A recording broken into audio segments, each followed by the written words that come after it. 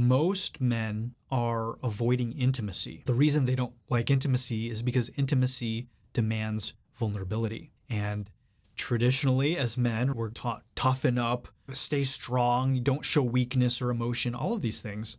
If you're hunting, if you're on the battlefield trying to survive, understandable. But for almost everything else in life, it can be incredibly detrimental and counterproductive to relationships, to having intimacy we want with the women and the people that we love. The other big thing is men's own relationship with femininity. A lot of men struggle even being able to relate to feminine women because they are rejecting or out of relationship with those feminine qualities in themselves. When it comes to intimacy, vulnerability, the emotional realm, they just don't know how to relate to it. They move away, or they shut down, or they guard up, or they have looks of disgust on their face. Sometimes what they do is they just start checking out. They just can't be here. I hear this a lot with women wanting to feel their man being present with them. Sometimes what I do for men is give them instructions or homework of things that seem really feminine. One of the things I tell men to do is go buy flowers. You could just see how triggered they get. Oh, okay. Just from that alone, it reveals all of the drama, how much out of relationship they are with these qualities. They think these things are inferior, and they don't want to feel it because they don't want to feel inferior. They don't want to feel vulnerable. If you look at vulnerability, one of the ways to let yourself become vulnerable is to become penetrable. Okay, being penetrable is a feminine quality. It is yin, it is receptive. The masculine is penetrative, and the feminine is penetrable. Many, almost probably all men that you ask and you say, are you willing to be penetrated?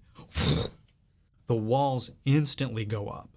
This poses a certain paradox because in order to have mastery of any side of these polarities, you have to be in relationship with both. Think about sex. I'm a man having sex with a woman.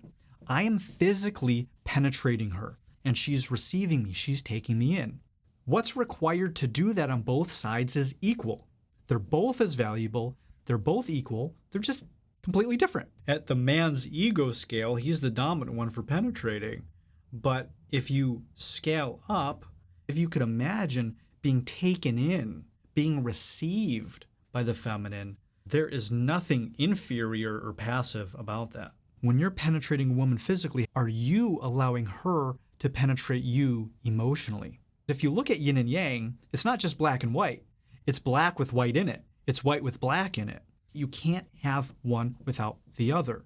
If you're giving, receiving must be involved with it. If you are in control, then surrender has to be part of it too. Getting into relationship with both sides is the thing that's going to lead to mastery and to being able to heal and resolve all of the weird distortions and connotations we have around all of these things. I'll just share what I do with my clients at this level of work. And that is, we get them to feel it. All right, you're getting defensive. What's the judgment? I don't handhold, I don't placate, I don't reframe and make it pleasant for them. I say, you're terrified of love. You understand that, right? You're terrified of love. What's that about? And that starts bringing up all the stuff. And then he wants to run away and defend. And so I guide him into stay with me, come back, go into your body and feel these things. Rather than look up, analyze them in your head. That's what a lot of people do. They go up in their head, try to figure it out up there so they don't have to feel it down here. They want to solve it all up here without actually having to do the work and face these things. It requires a tremendous amount of courage, especially because as men, we don't have a lot of cultural, social containers really to be safe in going into these feelings. I think it's part of a reason a lot of men shut down. That's not allowed. Can't do that. A lot of the work is helping to deconstruct all that stuff. And the way that I do that is not by trying to convince them with words. What I do is have them show it to me in the body. So I get up there and I say, all right, show me these archetypes. Show me vulnerability. What does that look like? And sometimes they'll do stuff where it looks like they're being attacked, right? Maybe they were in the military. Vulnerability equals death. Someone's going to come up and stab you or shoot you. For them, somatically in the body, in their nervous system, they're wired to equate vulnerability to actual vulnerability and death. They do that in the body. They play that out. We film it. I show it to them and I say, do you see how if this is what you think is going to happen when you're in bed with your woman, how this isn't going to work? Now the person that you love, who you want to love you, your nervous system is responding as if she's the enemy. Do you see how that doesn't work? And of course they see it.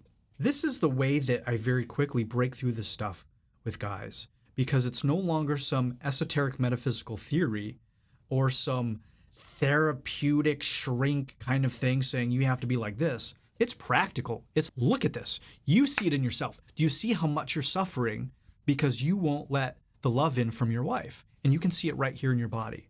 And it's undeniable. That penetrates it.